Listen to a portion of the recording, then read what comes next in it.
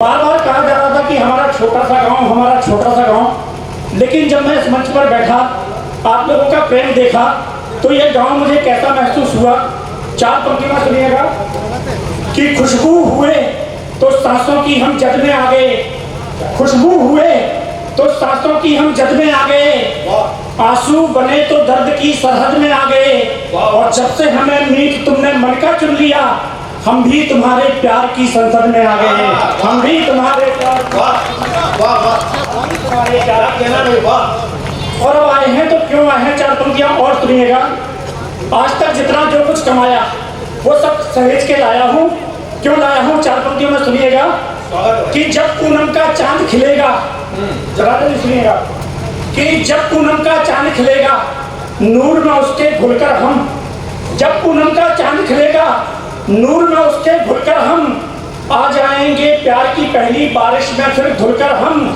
और पाई पाई जोड़ा अब तक पंकज बस इस लालच में, पाई पाई जोड़ा अब तक पंकज बस इस लालच में, साथ तुम्हारे एक दिन खुद को खर्च करेंगे खुलकर हम, साथ तुम्हारे एक दिन खुद को खर्च करेंगे खुलकर हम।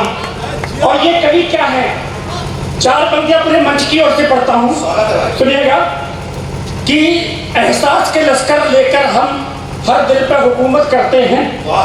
सुनो भाई कि एहसास के लश्कर लेकर हम हर दिल पर हुकूमत करते हैं, जिस रब का मजहब इश्क है बस उस रब की इबादत करते हैं। और ना हमें तिजारत आती है ना हमें सियासत आती है, हम लोग मोहब्बत वाले हैं, हम सिर्फ मोहब्बत करते हैं, हम लोग मोहब्बत वाले हैं। ना हमें तिजारत आती है ना हमें सियासत आती है, हम लोग मोहब्बत वाले हैं, हम सिर्फ मोहब्बत करते हैं।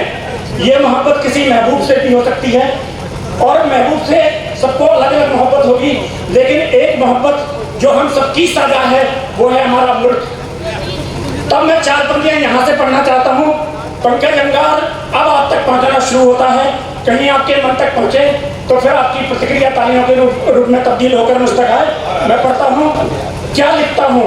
क्या बात है भाई, वाह, आपकी शानदार क्या आइए मैं चार पंक्तियां पढ़ता हूँ।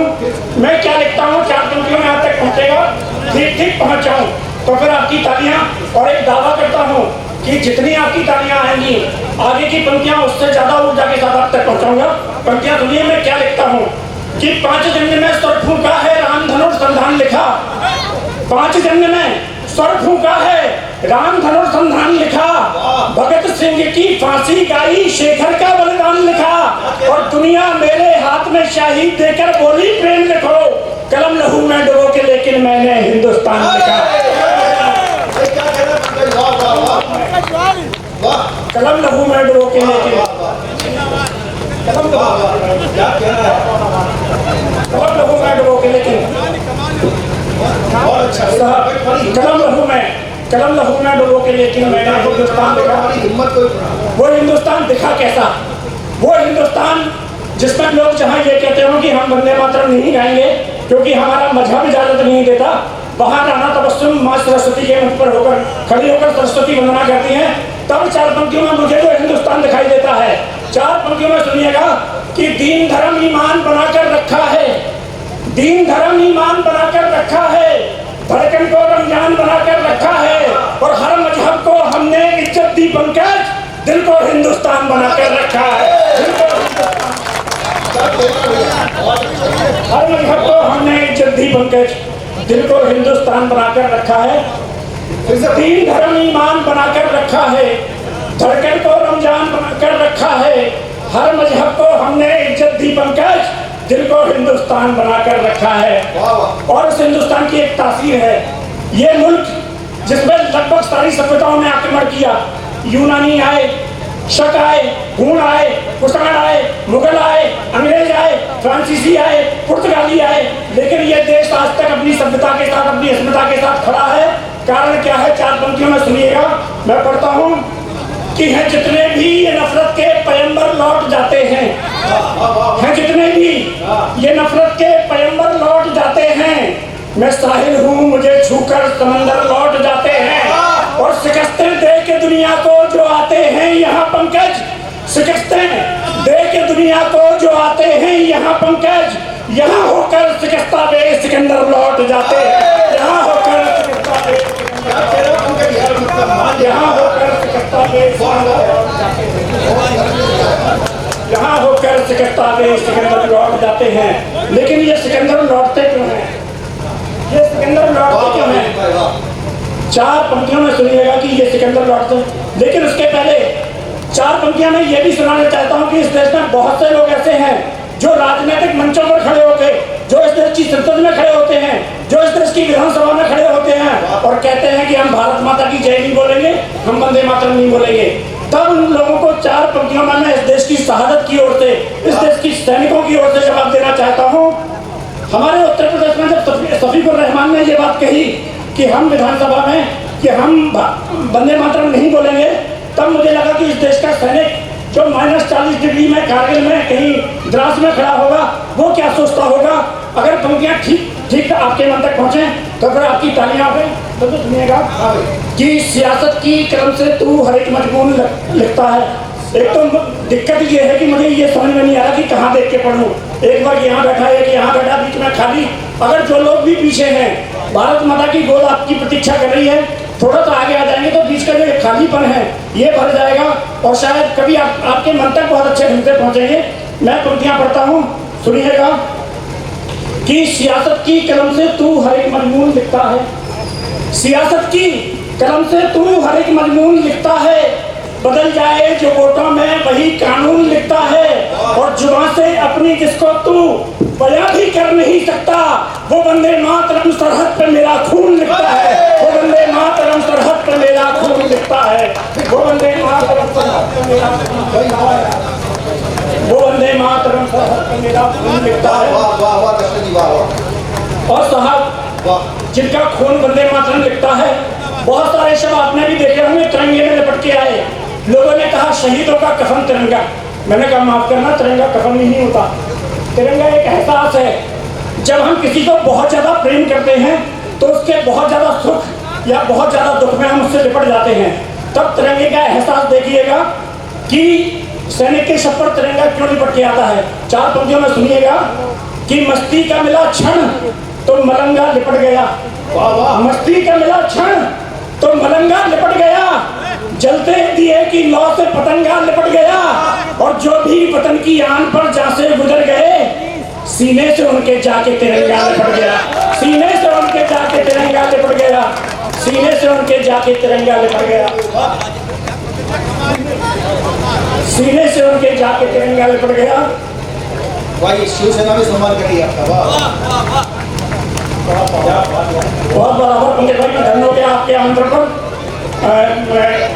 और भूपेंद्र भाई बहुत बहुत आभार आपका। अभैया आइए, मातृशक्ति यहाँ विराजमान है, मैं प्रणाम करता हूँ। सैनिक केवल प्राण देने जाते हैं। लोग कहते हैं बलिदान दिया, मैंने कहा सैनिकों ने बलिदान नहीं दिया, केवल प्राण दिए। बलिदान कोई और देता है। कौन देता है? चार पंक्तियों में सुनिएगा। एक माँ अगर बेटे को मोहल्ले में कोई गुंडा धमकी दे दे तो वो कहती बेटा चलो घर छोड़कर किसी दूसरे शहर में चले, थोड़ा कम कमा लेंगे लेकिन अच्छे से शांति से रहेंगे। लेकिन जब वो बेटा सीमा पर जाता है तो तिलक करके भेजती है और कहती है कि गोली सीने पे खा के आना, पीठ पे खा के बताना। तब मैं बताता हूँ कि बलिदान कौन देता है। चार पंक्तियों में सुनिएगा कि बहन राखी के धागों के सभी दस्तूर दे आई, बहन राखी के धागों के सभी दस्तूर दे आई, कि एक माँ अपनी आंखों का चमकता नूर दे आई, और जरा सी कम नजर आई वतन के भाल पर लाली, सुहागिन झट से अपनी मांग का सिंदूर दे आई, सुहागिन झट से अपनी मांग का सिंदूर दे आई, जरा सी कम नजर आई वतन के भाल पर लाली, सुहागिन झट से अपनी मांग का सिंदूर दे आई। लेकिन ये सिंदूर देना क्यों, हमें देना क्यों पड़ता है? चार पंक्तियां ये भी सुन लीजिए, मेरे बहुत मन की पंक्तियां हैं। डॉक्टर साहब यहाँ विराजमान हैं। डॉक्टर साहब, ये सिंदूर हमें केवल इसलिए देना पड़ता है क्योंकि हमें इस मुल्क का इतिहास गलत पढ़ाया गया। हमें पढ़ाया गया कि कोई तुम्हारे गाल पर एक चांटा मारे तो दूसरा गाल आगे कर दो। हमें ये बताया जाता है कि जब 1965 में चीन से बारूदी हवाएं हमारे देश में आ रही थी तो हमारे प्रधानमंत्री श्वेत कबूतर छोड़ रहे थे। अगर इस देश के इतिहास में हम केवल एक पंक्ति में एक शब्द का संशोधन करें तो हमें लगता है कि हमारा पौरुष जो है हमारी जो जवानी है उनके लहू की जवानी दूसरी भाषा में जवाब देगी। तब मैं 4 पंक्तियों में बताना चाहता हूँ इस देश के इतिहास में कि एक पंक्ति में केवल एक शब्द का संशोधन करता हूँ। अगर इतिहास ठीक हो जाए तो फिर आपकी तालियां, अब तक जिसकी तालियां नहीं उठी मैं हाथ लहराते हुए देखना चाहता हूँ। पंक्तियां सुनिएगा कि अगर शांति की जगह क्रांति का साज बजाते भारत को, अगर शांति की जगह क्रांति का साज बनाते भारत को, तो शायद हम दुनिया का सरताज बनाते भारत को। और रोज रोज यूं सोने वाले पंख न नौचे जाते फिर, रोज रोज यूं सोने वाले पंख न नौचे जाते फिर, यदि चिड़िया की जगह पर हम बाज पढ़ाते भारत को, यदि चिड़िया की जगह पर हम बाज पढ़ाते भारत को, यदि चिड़िया की जगह पर हम बाज पढ़ाते भारत को। आइए मैं सीधे सीधे एक कविता आपको सुना देना चाहता हूँ।